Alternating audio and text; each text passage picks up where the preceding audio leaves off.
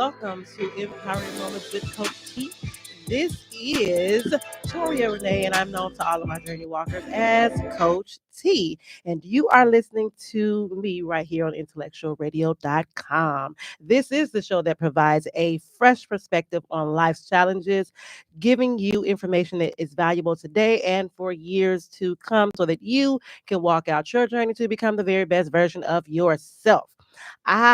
For those of you who are new to me, I am a women's empowerment coach, motivational speaker, relationship coach, wedding officiant, best-selling author, and of course, the radio personality right here on IntellectualRadio.com. All right, so this month, we continue this segment series to serve with love, and I created that segment to discuss topics that encourage, uplift, and prepare singles on their journey to in their desire for a successful marriage. The overall purpose is, as always, to empower ladies to improve, learn, and grow, and to encourage men to gain a better understanding of a woman and purpose to protect it. So we all can show up the very best versions of ourselves in general and especially in potential relationships. The hope is that we can close the gap of division and influence the creation of healthy, lasting unions. That is the goal. All right. So today's hot topic is stewarding transitions, and helping me unpack this topic on this beautiful soul, y'all. I love her. I promise you, I love her. She's a mother, a grandmother, an entrepreneur. She enjoys working out, motivating, and encouraging individuals in community social groups, traveling, reading, speaking, and writing. So much so that she authored the book When Broken Feels Right, which we're going to be exploring today. And she contends that she is retired but not tired. I'm gonna make her unpack that. Um, and her name is Mildred, but along with everybody, a lot of people that know her like Mhm. to call her Mickey. I love Mickey, okay? So intellectualradio.com listeners, give a warm welcome to Mickey Thank Givens. you. Say hello to the people. Hello, people. So glad to be here this morning. Awesome. So, for those of you who are tuning in on Facebook, share the Facebook Live because we are about to drop some nuggets this morning. All right. Feel free to call in with your questions, and you can call us at 708-223-8953. And we will try to answer your questions. If you want to type them in on the live, I am able to see my live today, y'all. So I can answer, I can read questions and comments. All right. So, the main event. Let's talk about. All right, you ready? You ready? You Okay, ready, okay, Mickey? okay, Because we're gonna okay. jump Give, right give on me number in. one. We're Give me gonna we're number gonna jump one. right on in. So the main event that birthed this book was your divorce, correct? Now, Is that the divorce was a catalyst to birthing the the book, but also it was a burning desire that I had to share my book, to share my story, in hopes that people can relate to the broken areas of it in my life, and in doing so, they can take a closer look at their own personal lives and hopefully apply informations that I offer in the book that can take their lives to new levels. okay? Okay. Because I wasn't sure. Because I'm like, dang, this book is woo. I'm sifting through the chapters, y'all. I ain't got time to be reading all the stuff. It's 300 pages, but hey, I think it's great. If you got time to read it, I've been trying to tell my pastor say, well, I wonder if I go into your library, what type of books you have. And I've been in the back of my bag going, every last one of these books y'all done told us to buy for these lessons that I can now ask me if I read them. That's a different story. And I didn't expect the book to be like over 300 pages, but But it's it's good stuff. It's it good stuff. It's yeah, good stuff. it It, is, it it is. is. It's good stuff. So, let's provide a bit of a background so we can lay this foundation. How long were you married? I was married roughly for 22 and a half years. But prior to the marriage, I had known this man for 9 years. So 32 years roughly. Okay, listen. Yeah, listen to that. 22 years married, 32 years, period, all together. Wait till y'all read this book and hear how this can't turn out, okay? Because it's gonna blow your mind. Um, so when did you discover the infidelity? We're going way back. Oh, But there in the beginning of the marriage, there were always signs of whispering on the phone, him coming home late without giving explanation or reason as to why. But there was always a gut feeling that he wasn't faithful. He wasn't faithful. So, to give you an exact date, it was 2007 that he admitted that he was going out with this other lady. And that was how many years in? Girl, I had been married in 88. We still, we're talking about 22 years. Yes, Yeah, yeah. yes. But it was a Because women. Mickey's still young, y'all. Absolutely. But it was a call it a women's intuition. It was Right. like I just knew. But far as little things like that, whispering on the phone, but far as him verbally admitting, that was 2007. Wow. So how long after you discovered this infidelity did you actually stay in the marriage? When he admitted that he was seeing this other lady in 2007, things seemed to take a turn. It just snowballed. Things became worse. We argued more, fussed more. And 2009, he packed up and he left. And so it was shortly, maybe a month after 2009, that I filed for divorce. Okay. Okay. All right. All right. All right. So now that we got the timelines together, that now we finna get into the nitty gritty. Okay. So I'm gonna jump around in this book because in reading in the discovery chapter, you describe a moment that I believe many women encounter, and that ignoring their inner voice instead of, so they choose to believe a version of a relationship that feels more comfortable to them. So, can you walk us through what it was like to make the discovery that you were telling yourself a lie about the marriage you were in, and what helps you confront that reality? When I came to the discovery, the knowledge that I was living a lie. It was hurtful, disbelief, and I was angry. And I had become very bitter and angry. I was especially angry at him for telling me the lies. And to be truthful with you, I was angry with myself for telling myself lies. I believed his lies that things are going to be better. I'm going to be faithful. We're going to make this work. And I believed the lies that I told myself. He's working hard at this. We're going to make this work. He's going to come home on time now. But it didn't turn out that way. And the reality was that I had formulated in my mind, oh, you know what? What I started to do is I started to journaling. And it was the journaling, getting the thoughts out of my head, the events that happened. And I would look at the paper after I wrote all the notes down. And I thought about myself in the third person. I would say, who is this lady? Who would stay in a situation that long? Who would take this? And it was that journaling that was therapeutic that helped me kind of put things Ah. together and face reality.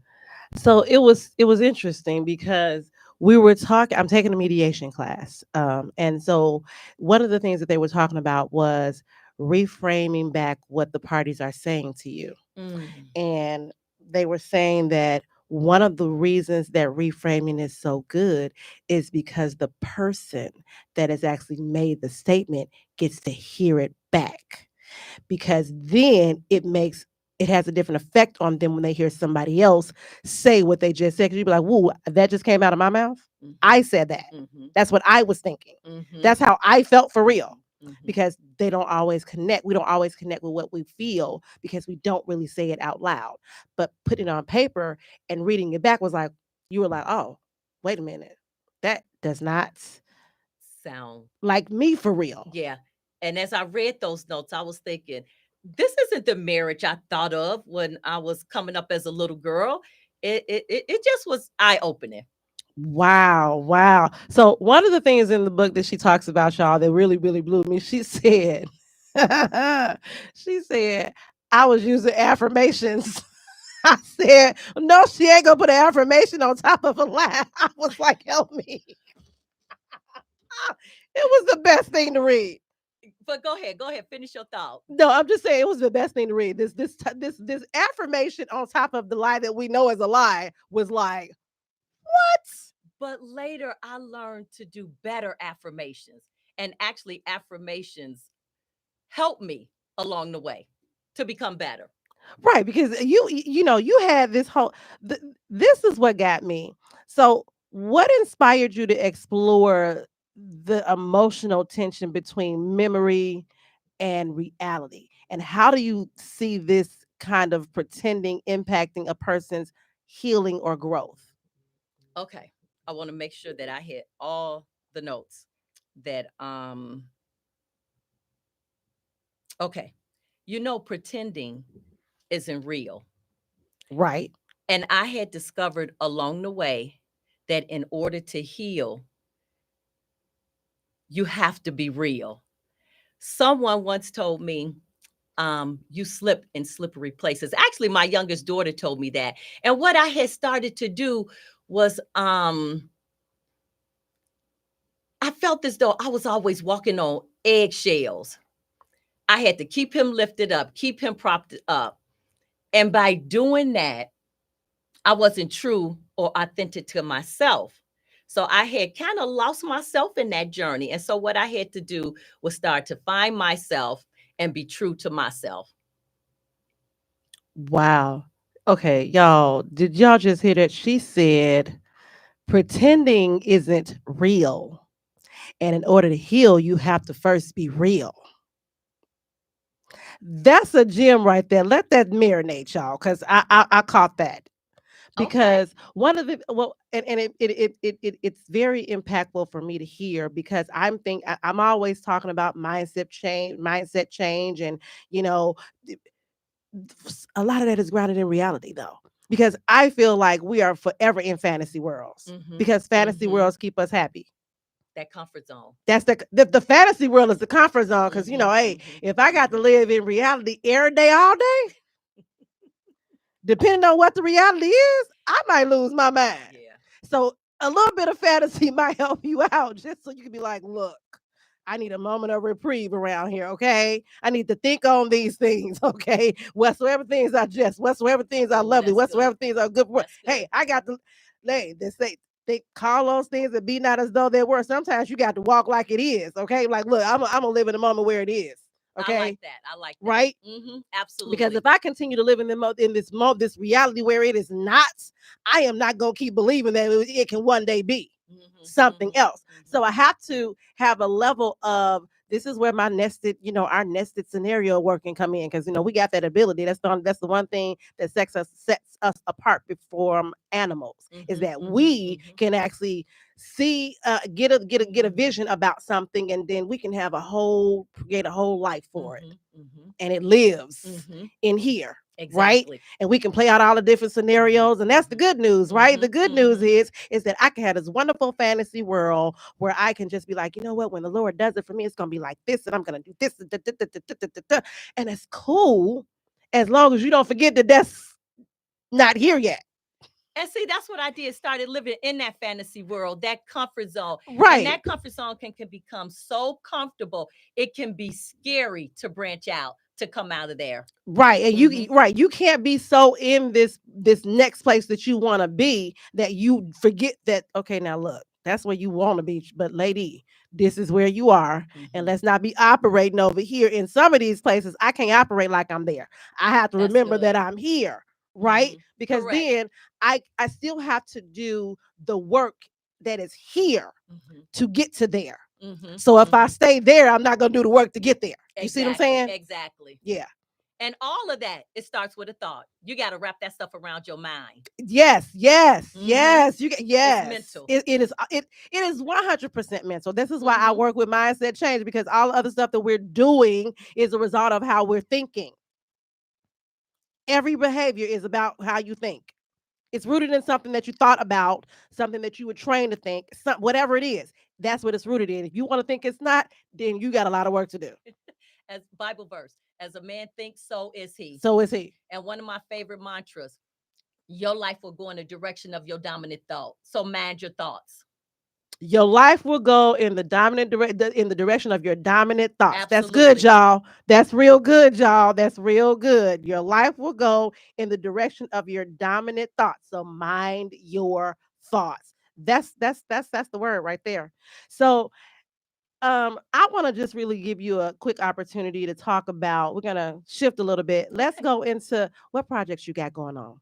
Well, currently, I don't have any projects or events coming up, but I am working on a second book. Woo! Tell. All right, can you give a sneak peek? N- Can I do what now? A sneak peek of some sort. No, no. I No, like she to ain't keep telling us it. nothing. Yeah, I like to. She don't give us a title. We can't get what it's about. Nothing. Actually, it's still in the brainstorming part of it. So I'm just taking all these notes and putting them in the outline, but I got to keep the title under wraps. Okay, I get it. I Okay, keep the okay. title under wraps. I'm with you. So tell the people how they can get a free copy of your book. Actually, those who email me at when broken to the number two at gmail.com, the first five people, I send you out a free book. All right. There you go, y'all. Yeah, and Mhm. that's in the description. I put that information in the description of the Facebook Live. I'm gonna drop the same information really quickly into the comments here.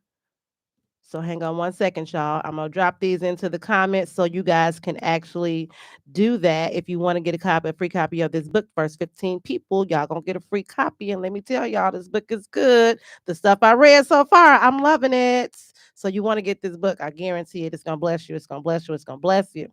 All right. So now that we're back, it's for those of you who are just tuning in. This is Empowering Moments with Coach T, and we are trying to unpack this heavy topic of stewarding transitions with Mickey Givens, and we're right here on IntellectualRadio.com. So, in your broken relationship chapter, there's a section called Hidden Treasures, and this session just made me. I was like, what? How do you find all these things? So, and it's where you describe all these types of physical evidence of infidelity, yet your first instinct wasn't to leave at that moment. So, what was going through your mind at that? First of all, tell the people a little bit about what these hidden treasures that you were finding, because I was like, what? I'd have been like on 99. He'd have came through the door and I'd have had a butcher knife in my hand. I guarantee a BB gun. Pew! To make you feel Oh, something. wow. Okay, Coach T. Usually he would put his car, he would put it in the garage and lock it. And that car was kind of like a safe. What he did, he hid a lot of his hidden treasures in the car. Heavily trinketed, y'all. Heavily trinketed car.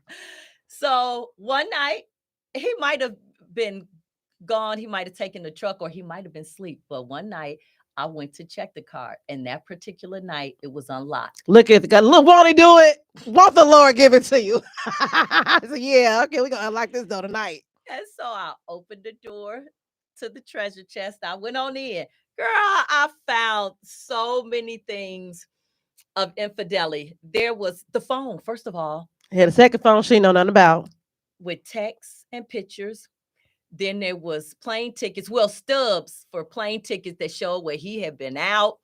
And there was napkins with bar napkins with a female name and So number you didn't on know it. he was going out of town?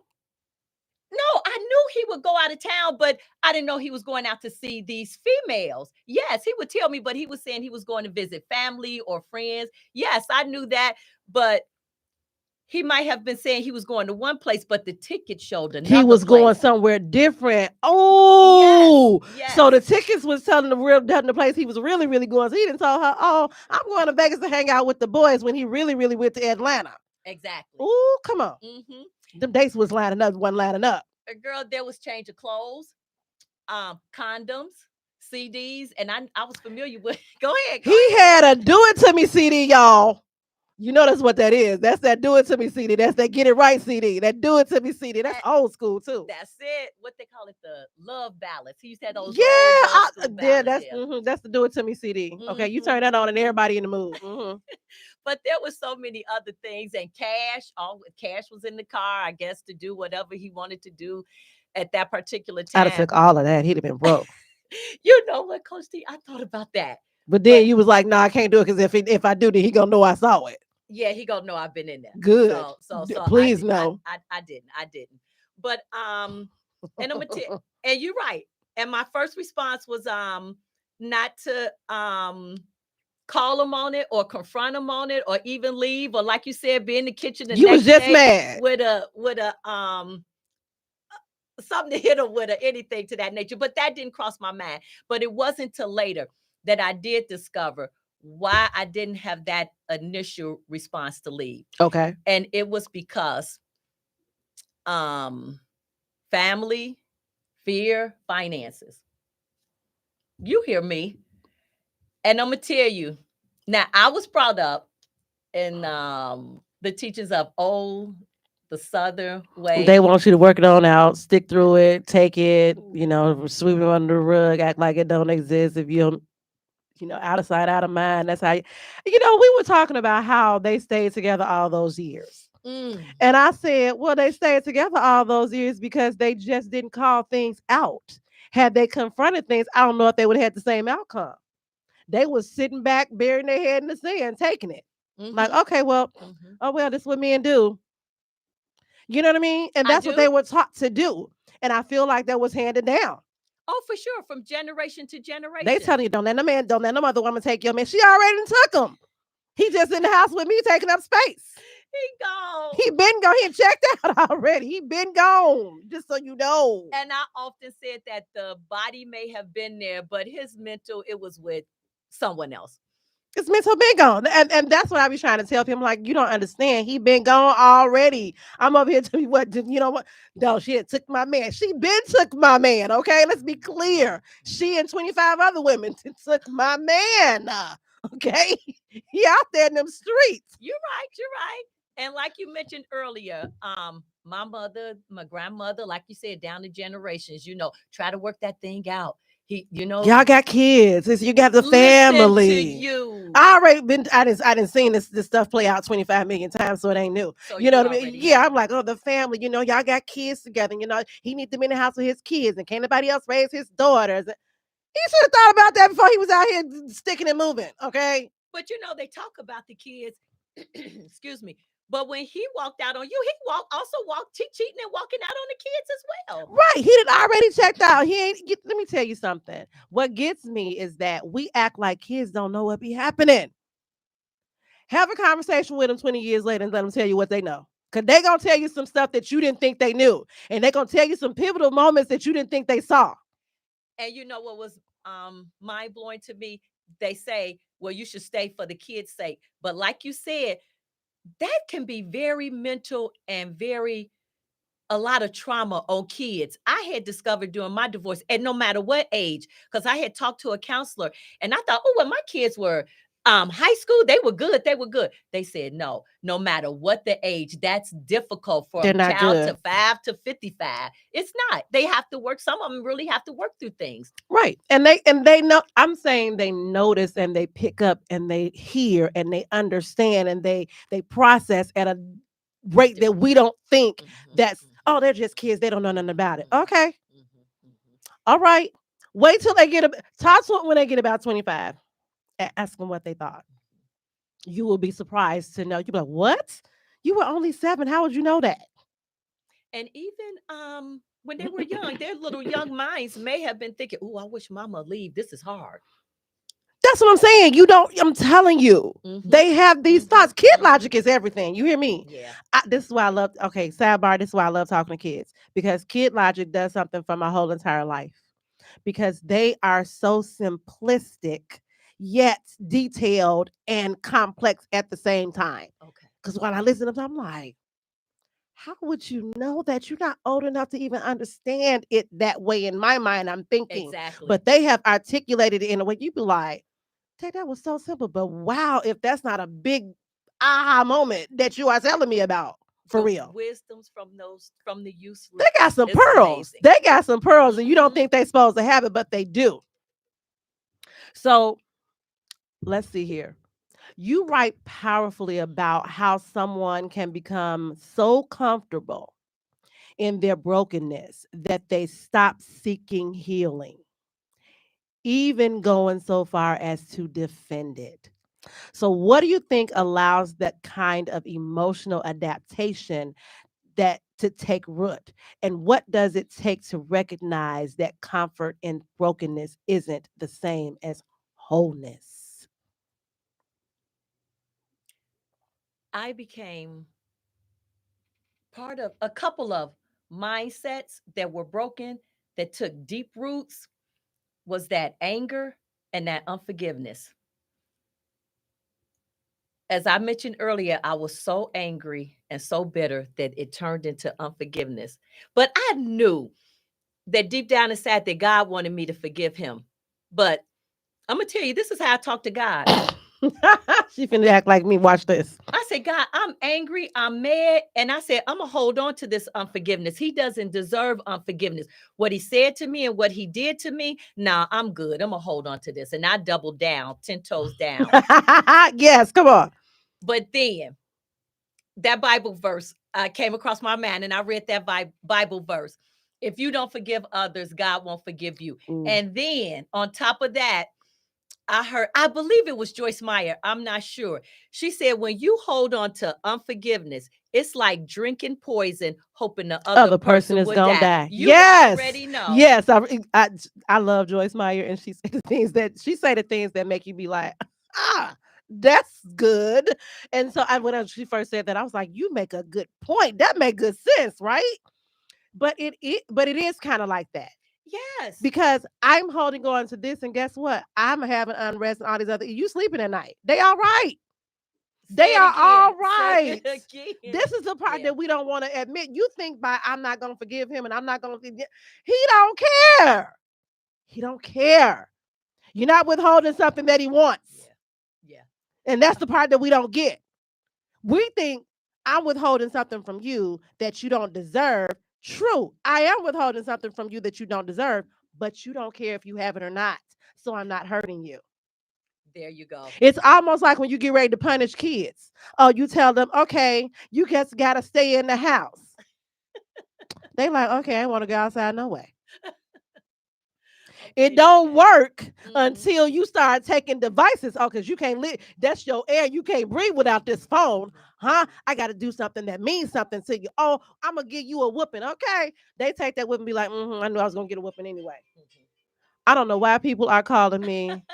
Y'all, I am so sorry. They'll hang up in a minute. I usually put my phone on silent, and I didn't do it this time, y'all. Okay. I'm so sorry. But I mean, I'm just telling them, I'm like, you know that these kids ain't worried about that, right? They don't care. It's like you didn't do anything that mattered to them. So they don't care about it. And I'm just like, this is the same concept. You have to, if you're going to punish them, you got to do something he care about. And clearly, in your case, I don't think there's nothing you can do that's going to punish him because he don't care no way. And that's what I was about to say. I'm walking around mad. I'm punishing him. I'm not talking to him. He don't care. Good. He's saying good. She ain't talking to me. That means I ain't got to argue. You're right. Well, I'm not going to cook for him. Good. I'm going to give me some fast food. Good. That mean that I ain't got to sit down and eat with her and have a conversation. I can go ahead and give me some fast food because then she cooked and I got to sit down at this table. Now I got to be, oh Lord, we're going to have a conversation. So he don't want that no way. He said, good, don't cook. Yeah. So, and actually, and by me holding on to that unforgiveness, I'm going to tell you, that just set up a lot of stress in my body. That's all it does. And I'm going to tell you, stress kills. So stress kills. And what I had to do, I had to forgive him, but I had to seek the face of God, and he helped me work through that anger, to help relieve that, to let go of that unforgiveness. And when I did that, I'm going to tell you, it felt like a weight lifted up off my shoulder. Yes. Like I could literally breathe. So let it go. It's not worth it. We hold on. I've always said this, I think, and I feel like we hold on way too long. We hold on way too long, especially us as women. I think women are so different like that. We hold on forever because we hold on for a couple of different reasons, y'all, just so you understand. We ain't just holding on because we just want to be mad. Some of this holding on is he gonna change. It's gonna fit. It's gonna he gonna make a turnaround. It's gonna come together. I done prayed because we gonna stay together and he gonna act right at some point. So we really holding on for this next moment to act right that we really ain't never experienced a lot of in the first place. Exactly. We want to act. This is the funny part. We be like, I'm holding on for the next moment to act right. Girl, you done had 2 years of act right and 20 years of act wrong. What I mean, do you even remember what it was like when he was acting right? Because that's how we are. Yeah. We will hold on for 20 more years trying to get the act right. We had 22 years ago. And when you mentioned that, I thought about that because the time that he had moved out, I waited about a month. I was And what was you thinking, waiting for? See, because she wake up, he won't come back. no, We gonna work it out. He gonna come to his senses. He gonna realize I'm the bomb. He gonna see that ain't nobody else out there. This the proven convinced mode that we wish we was in, right? That we fantasizing that we in. I'm fantasizing. I'm come. He gonna all these things that I have been saying, all these other these 22 years. He gonna be convinced.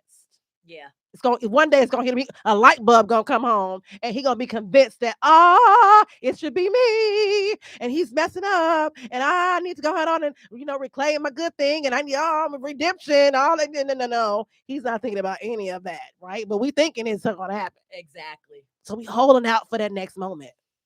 And you know what? Even with him walking out, I was thinking, well, maybe he just gonna spend a night over his brother's or Because maybe he just need a friend's little house. bit of space. Yes, yes. But then after it turned into weeks and then a month, it was a month. I'm telling you. She was like, "Oh, I don't think you coming back, huh?" But you know what? And it was still difficult. But what it was eventually, it was a small voice inside of me said, "It's time to go.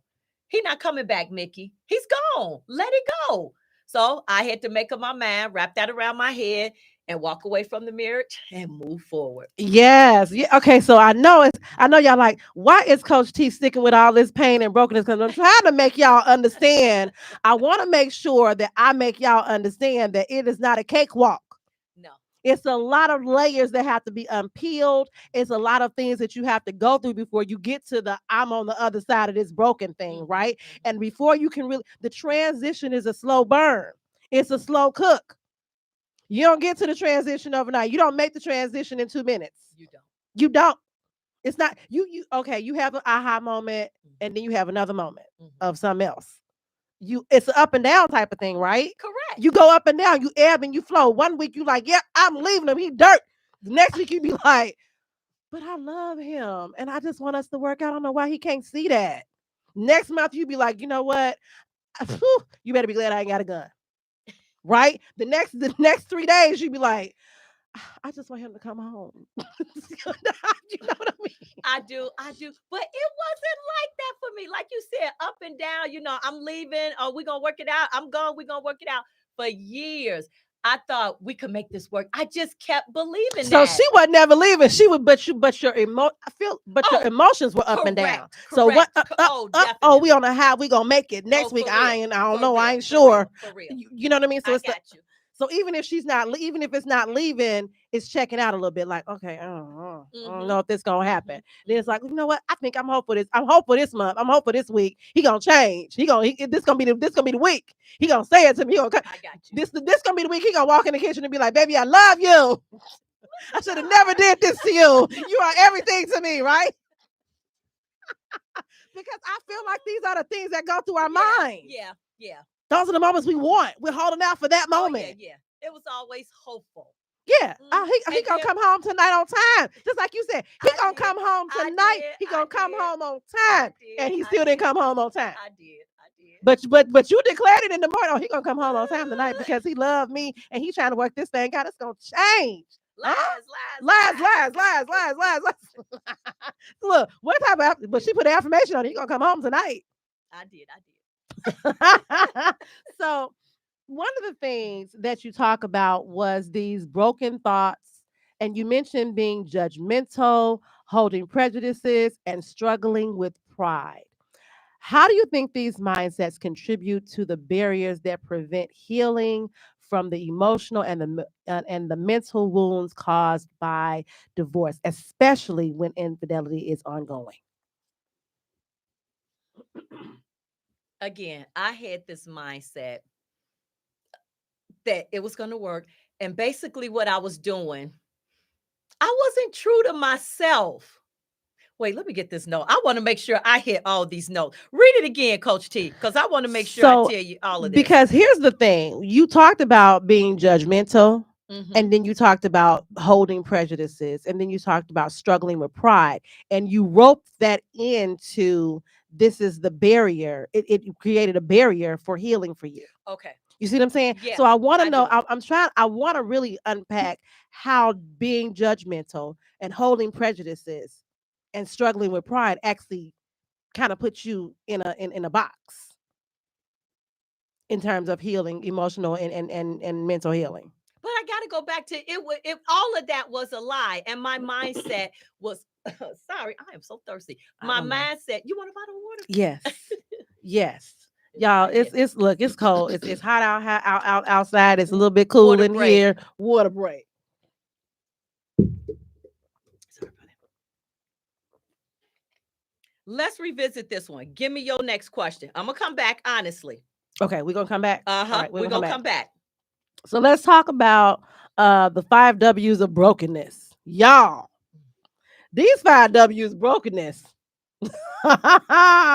So you say your turning point was when you stopped trying to hold on to people who were not trying to hold on to you.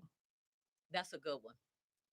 When people don't call you back, when you calling people, texting people, and people don't call you back or don't text you back, stop calling them. I read Ricky Smiley book a long time ago. He said, if people not calling you back, they gone, baby. They gone, baby. Come on. They gone, baby. They gone. I also want to include Bishop T.D. Jakes. I heard him years ago. He said, if they could walk away, let them go. Let them go. Because baby, that's it's we have this really bad habit of thinking that everybody comes into our lives, number one, is supposed to be there. Number two, is supposed to stay. Some people have seasons with you, and it is okay for the season to be over. I am learning that. The season must be over. I'm gonna let it go on and be over. But when you got those emotions attached, that could be difficult to do. But those 5 W's, see, I feel like this way these 5 W's of brokenness come on in. Okay, I'm gonna get to the 5 W's, but let me share. Another minister shared with me that what did he say? Don't go. Oh, you need to come up a little closer. Oh, so we can make sure we hear you. Don't go after the lost. I mean, not the lost. Don't go after those that left, but go after the lost. Do you hear me? Explain. Like individuals who are lost, because I started to think, well, maybe he need to know the Lord better. So you need to sit up. Okay, we got to make sure. Yeah, you got to sit all the way up. Okay. Yes. So I know she want to talk, but you got to sit all the way up. So, girl, I'm relaxed. I know. But okay, let me explain that. You know how individuals, the lost, someone who may not know Christ, and I used to think, well, maybe I could get him to know Christ better, come to know him better.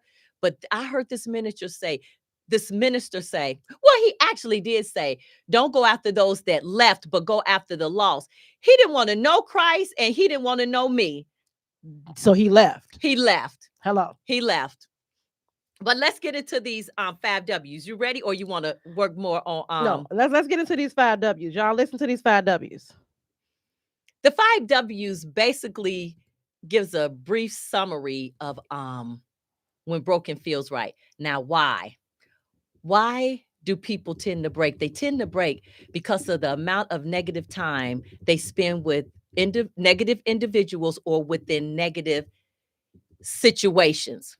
Now, what is this thing when broken feels right? When broken feels right, it's an idea, a concept. It can either be a conscious or unconscious act of accepting mistreatment, poverty, sickness, weakness, and other debilitating circumstances, and or accepting debilitating behaviors.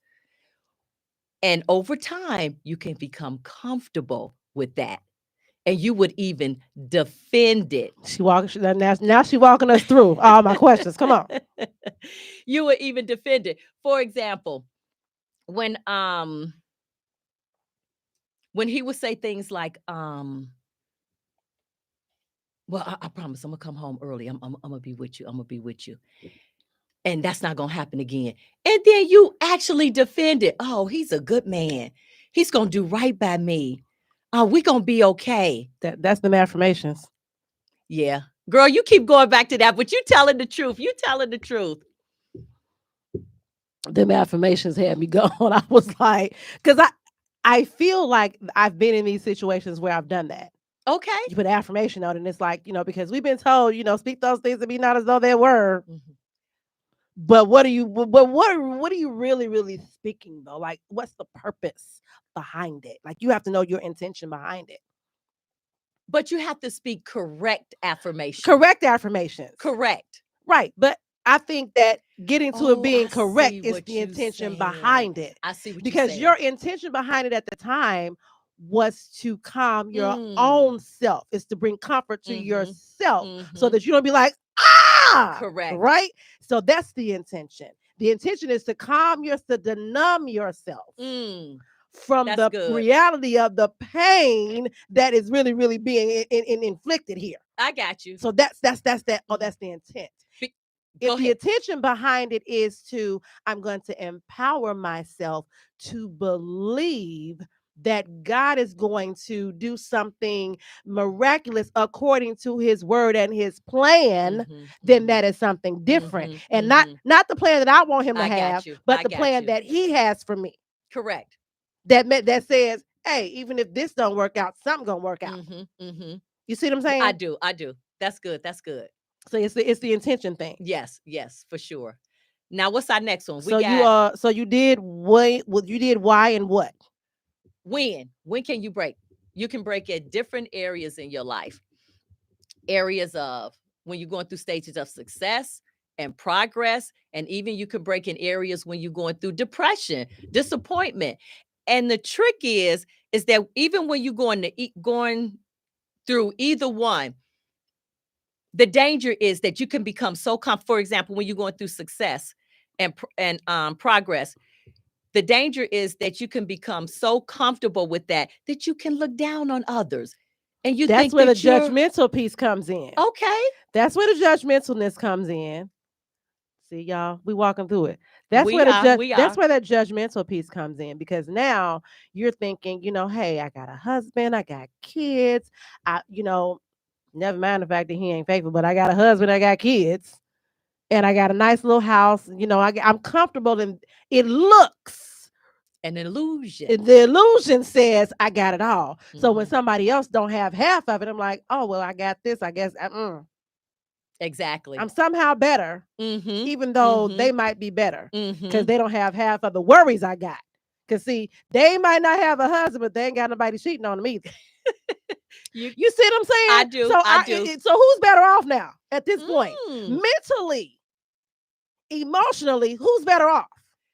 It depends on who's looking at it, because even the person who feels as though they're better off, if they're actually better off or not, if they think it, let me tell you something. If you believe a lie, then that lie becomes true to you. That lie becomes true to you. Did y'all hear that? If you believe a lie, then the lie becomes true to you. Absolutely. And that's where that defendness come in. You would defend that lie. Yep, and that's where the pride, because pride will make you defend it. Yes. Pride will make you defend it. Mm-hmm. There we go. See, we answering these questions. Where can you break? Well, you can break in different areas in your life, but in the book I talk about 5 areas we tend to break in: spiritual, mental, physical, financially, and we break in our relationships. Awesome. See, I just wanted her to walk y'all through that because I was like, whoa, that's gonna be impactful. I want y'all to get that. Okay, so we getting close to time. What am I doing? Okay, so I think I want to give us 5 clear steps to develop a clear plan of transition, because now we want to get into the solution. Okay. I'm glad you asked. And what I learned over the years is I had to, let me say this. If you fail to plan, then your plan is to fail. You have to have a plan. Even scripture says, write the vision, make it plain. But let me tell you this, my plan was that I had to start focusing on myself. And so each morning I started getting up because I realized when I focused on myself, I was better for other people. That was my number one initial plan. So when I get up every morning, you hear me, Coach T? Yes. I focused on peace, Peace. And that's your 5 right there. Every morning I would get up. First thing I did, I pray. I seek the face of God to see how how I can walk through this day. I exercise. You got to keep this body moving, because if this body breaks down, you won't be good to nobody. You won't be able to go to not only create a plan, but go after your plan. Yes. And especially as we get older, we got to keep Yes. this body moving. You can't live a sedentary lifestyle. You cannot. So pray, exercise. A, affirmations. Here go your affirmations. The right But ones, I y'all. had to come up with the right affirmations. And again, like you've been quoting and I've been quoting too, speak those things, although they may not be as if they are, but the right things. Right. PEAC, connect. Now, this is a good one. I like this one. You have to be mindful of the people you connect with. Everybody can't be in the space. Come on. You have to be mindful of the people you connect with. They say, research shows that you become like your 5 closest friends. So you got to be mindful. Want me to move on? Ooh. Or you Ooh. Oh, you become like your fat close to be. Okay, we got to keep going. Come on. Okay, E. we'll keep going. If we have time, we'll backtrack. E, execute. Years ago, I used to be a big procrastinator, but I had to learn how to not do that anymore. So now I get things done. Man, okay, look. I told y'all she was going to drop some gems today, didn't I? I told y'all she was dropping gems today. Okay, real quick, Mickey. Okay. I want to give you an opportunity to encourage and inspire women that are stuck in loveless marriages. Give them a quick message of hope. Please invest in yourself.